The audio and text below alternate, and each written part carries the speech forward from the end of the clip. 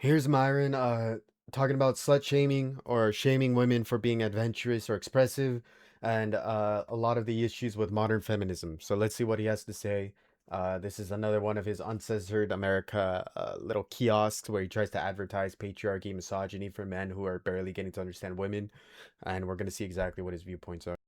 Instead of shaming women for what they decide to wear, how they decide to act, why wouldn't we instead focus on encouraging men to seek out the women who align with what they want? Because shame is the strongest tool to get women to comply. If we go back to shaming, women are going to behave better because they don't want to be shamed. Don't you consider that a lot of these women who could have been considered geniuses are trapped in that ideology of women need to be at home, women aren't allowed to express themselves, and also in the past how that's been perpetuated with women not getting access to education, women being Well, we've overcorrected that now. Women are absolutely dominating in college attendance and everything else. We actually have a gynocentric social order. It still pedestalizes the female experience and the female opinion. Well, is that why we're seeing so much legislation that's against women's reproductive rights, for example? Is that not something that... Well, at least women have reproductive rights at all. Men have zero.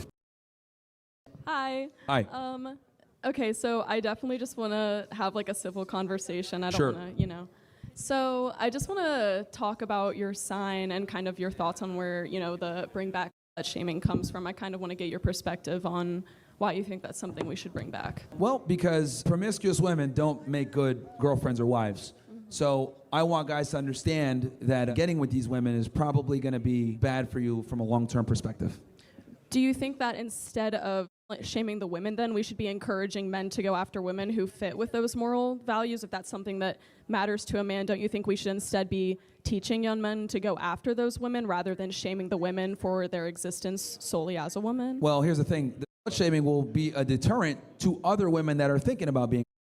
Okay. Well, are you a biblical man at all? Are you religious at all? No, I'm not religious. Okay, I was just wondering if that came into a kind of play with your ideals. I mean, I guess my question is, why do you think that bringing that negativity is going to be better than bringing forward positivity? So in the way of, instead of shaming women for what they decide to wear, how they decide to act, why wouldn't we instead focus on encouraging men to seek out the women who align with what they want? Because shame is the strongest tool to get women to comply.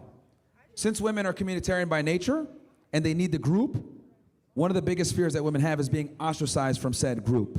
So if we go back to slut shaming, women are going to behave better because they don't want to be shamed. Women crave acceptance from the society because they don't have the ability to, fight their own fights and defend themselves against the element. Obviously, we live in a modernized world now where that's been taken care of. But for a very long time, one of the things that had women terrified was being ostracized by the tribe. This is why calling a woman or promiscuous or whatever hurts her so much, because it limits her ability to find a mate that will take care of her, right?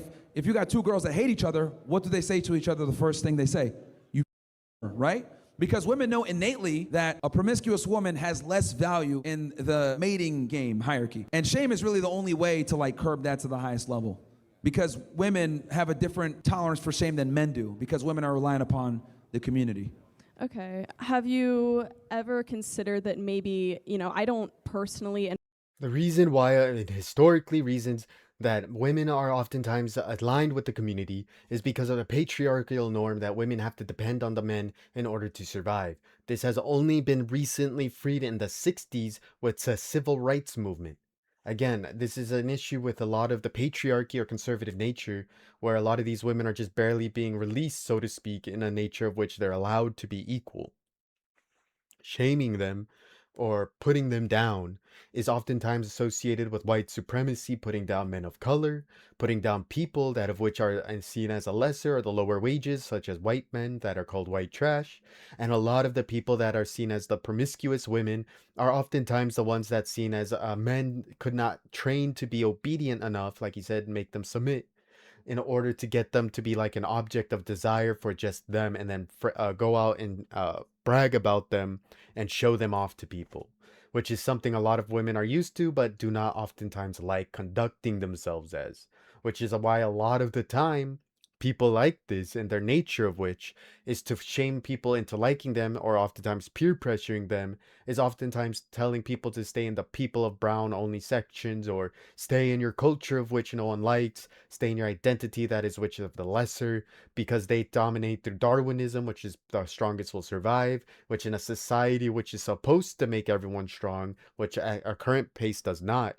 A lot of the times these groups and tribes have broken apart into smaller groups, to which some are supported by men and some are supported by women, whereas a lot of the ones supported by women oftentimes follow the patriarchy, which is why a lot of the time the groups that are genuinely led by women are so tiny and small that oftentimes they are very seen as or seen very naive, because a lot of the times they're asking police that are men to cover for them. They're asking for people that are intelligent, that are men, that are accredited. They're oftentimes even asking for labor, beat this man on behalf of me, which is going to lead to men fighting people that are lesser than them.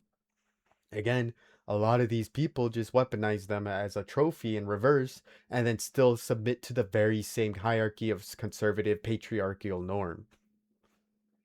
A lot of people do this, which is why a lot of the time it's hard to argue these talking points, because he's discussing evolution and its very basic facts that are put onto a pedestal, which is the strongest will survive. And because of that, a lot of people are very upset by this, because again, women don't want weak men, they want strong men. They don't want small men, they want big men.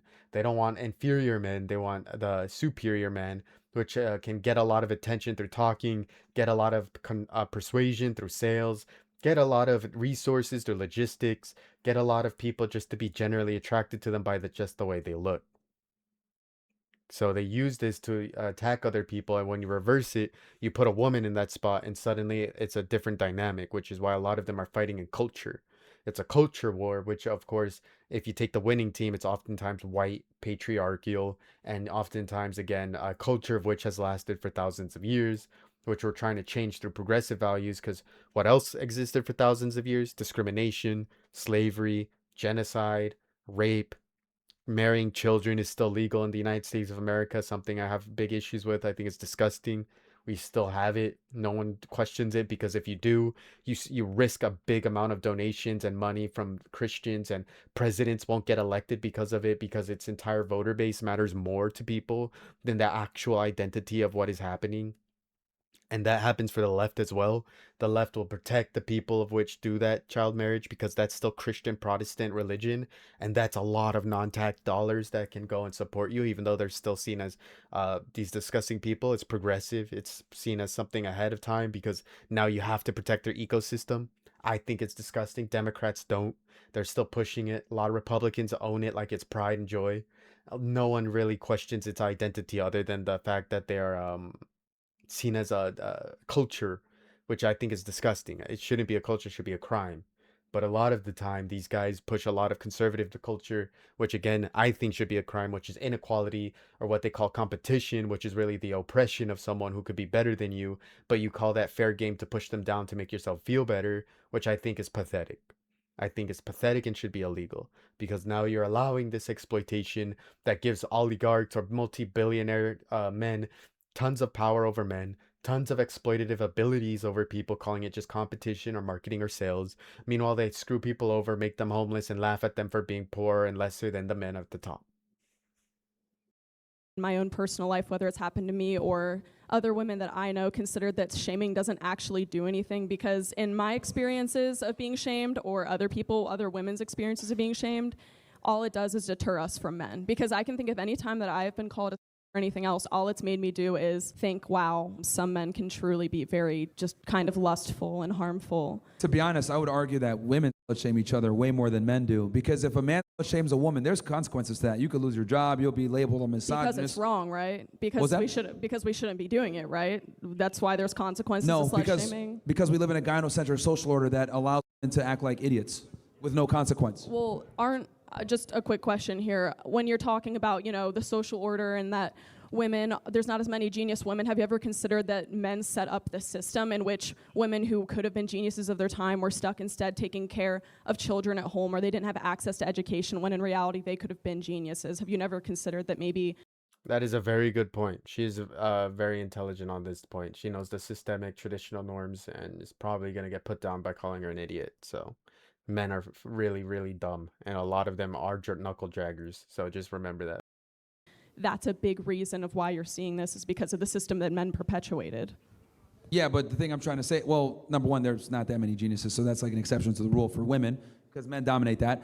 And then as far as, what was the second part of your question? I was talking about how don't you consider that a lot of these women who could have been considered geniuses, or to this day still could be considered geniuses, are trapped in that ideology of women need to be at home, women aren't allowed to express themselves, and also in the past how that's been perpetuated with women not getting access to education, women being told. Well, we've overcorrected that now. Women are absolutely dominating in college attendance and everything else. Yes, but that system does not go away just because we've changed things now. That's always going to be perpetuated with any oppressed group. There's always No, we going still, to be perpetuation. so we actually have a gynocentric social order. What I mean by that is the female way of thinking and the female way of doing things is the right way of doing things. Now, it's enforced by men, right? Most police officers, military are men, but it still pedestalizes the female experience and the female opinion. Well, is that why we're seeing so much legislation that's against women's reproductive rights, for example, or against women's bodily care? Is that not something that... Well, at least women have reproductive rights at all. Men have zero. What reproductive rights do women have that men don't have? Okay, so let's say you have sex with someone and you get pregnant. He could say, please keep the baby, and you can say, you, and abort the baby, and he has no say whatsoever. Yeah. So like women have reproductive rights that men will never have. Except women are losing those rights, so we don't really have those rights. Yeah, it's been delegated to the state. Men are attacking those rights. Yeah, well, actively. There was recently a legislation, I forget which state, that was proposed where women would have to catch their abortions. You're missing the point that at least you guys have the privilege of being able to have those reproductive rights versus men have zero reproductive rights. And what's even crazier is you can have the kid and then put him on child support after the fact. Right, but so women like still, even though I see what you're saying, I see your grievance, what I'm saying is you at least have the right, the men have nothing. Well, could we at least discuss then that, you know, if we have the case of like a single mother or a single father, when a man leaves, it's, you know, the responsibility falls on the woman, and, you know, you're like a lot of, like, I know what pop. I'm not arguing why, I'm just telling you that's what it is. Right, so, yeah, I completely understand. I'm just... Because you're making the argument that like, oh, women don't have the same accesses and privileges. I'm arguing that women have more rights and privileges than men do in today's day and age. Okay, so do you think that women and men have equal say in a pregnancy, for example? They don't. Women have all the say. I'm saying in your ideology, do you think that men and women have equal part in making a child? Yeah, of course, yeah. It's 50-50, yeah. Okay, can I ask why you think that? Because you need sperm. Right. To get pregnant. But only one of those parents is carrying the child for 9 months, giving up their nutrients of their body, risking things like gestational diabetes, risks with pregnancy, while the man does not have to do that. What is 30 minutes for a man is 9 months for a woman, plus childbirth. I'm just curious how you think those things are equal. Well, fathers are extremely important, right? So, right. Yeah, you bear the baby, but the man is supposed to be protecting, providing, at least if we're talking about tradition. Yeah. Right? So that's why two parents are so critical. Again, but... yeah, I guess where I'm coming from is I just don't view those two things as equal, considering how much we have to give up of our bodies and our nutrients and our time and everything that we give up for a child. I think that, you know, there is more responsibility on the woman because it is something that she has to sacrifice for her body, whereas the man contributes a small part to it. Yeah, I think you're missing the point of my argument, which is like, I'm saying that you can have your opinion on what you think matters more. What I'm saying is that men don't even have a say in the matter. Right. You're arguing why they have a say. I'm just saying they don't have a say in the matter. Which goes back to what I'm saying, that women have more... anti-abortion legislation is proposed by men? What was that? Is that why a lot of anti-abortion legislation is proposed by men? There's women that support it too. But, yeah, but at the end of the day, like, men are going to be on the hook for that as well. So like, because they're going to have to pay child support or whatever. So you can always drive to another state and get an abortion, right? Or it's really not that simple, though, unfortunately, because women have been imprisoned for that. Doctors have been imprisoned for giving women abortions. It's really not that simple. And also, there have been laws in place to make abortions difficult for women to get, such as laws that even state the parameters of what an abortion clinic has to look like, the color of the paint on the walls, the inches and centimeters between things. Again, you're going into like the details. Right. And I acknowledge those details, but what I'm telling you is that women at least have the ability to do it. Do they really have the ability, though? Yes, they do. All right. And men, they have, even if it's 50% of the time, that's still better than 0% of the time. Okay, but, all right. Women are the final decision makers. Also, there's like 33 different forms of, birth control, like, and contraception. So it's like, we've made it where not only do you have abortion rights, you also have a lot of contraception. You have the, Plan B, which you could buy anywhere. So right. Women have lots of ways to deal with this versus men have none, is my point. Yeah, well, unfortunately, Plan B contraceptives don't always work, and sometimes you will do everything you can to prevent a pregnancy and you will still get pregnant. And I feel like that responsibility falls on the woman, especially for talking about a minor or, premarital sex in which someone. Once again, you have the access to it versus men have none of that. That's my point. Men do have access to contraceptives, however. Yeah, but they have no access or rights over the child. They do. No, they don't? They do make the legislation, unfortunately, that. But I'm prevents talking it. about in the confinements of that relationship, he has no say. You're talking about the lawmakers. I'm talking about in that particular relationship, that woman has the right for everything. Yeah, but you were discussing that women have the right to abortions, which is on a federal level. So that's why I'm bringing up. Actually, it was delegated to the states. Well, okay, yes, state level. Women are. If you're going to discuss abortions, which is a political issue, you do have to acknowledge that men have acted on making that impossible for women. Again, you're talking about the legislative process. I'm talking about at the lowest level, women have the opportunity and the ability to dictate everything. That's what I'm saying. All right. I just want to get your thoughts on that. Thank you for. What a lot of these people are arguing is oftentimes voting and basic democracy. And in a democracy, women are not using their civil rights in order to vote. A lot of the time, some people can make excuses like they're busy, but oftentimes they're just scared to be intimidated by their boyfriend or husband, and sometimes they just don't think their vote matters. This is why a lot of the time politics are dictated by men, is because it's a male-dominated space that a lot of people say will eventually result in a lot of war, because a lot of men result to fixing things with violence. So this situation where saying women have a choice, I believe it's a woman's body, it's her choice. A lot of the times men will make the choice for them, because in a democracy, she essentially says you surrender your rights to the concept of democracy. A lot of the time, people don't realize that that's surrendering to the 13th Amendment, which is slavery. It results to women being seen as objects again, because you can vote women's rights out. You can remove it through legislation. Democracy itself says that each state has its individual perception of what it is, what's good or not. A lot of women who are the wives of these husbands oftentimes like being seen as the territory of that man. They see it as being a real man to protect their woman. And they see the guidance they get from men as true guidance and respect. And they counter it oftentimes with, my life is doing pretty good, I don't know why yours isn't.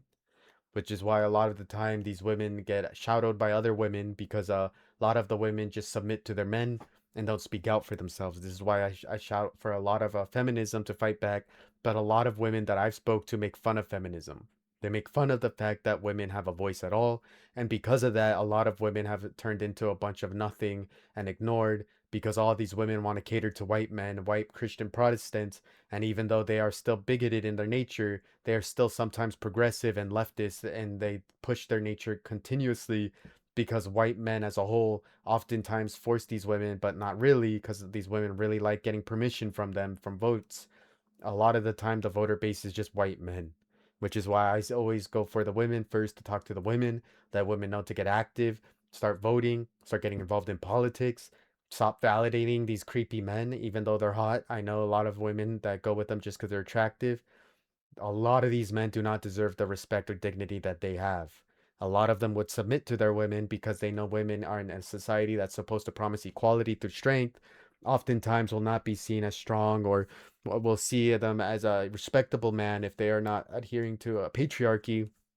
So you would have to switch it in accordance to something that is more logical or reasonable, which is going to be something that caters more toward women, which is more equality in the eyes of feminism, because feminism believes in equality, not superiority. It doesn't believe in misogyny. It does not believe in misandry.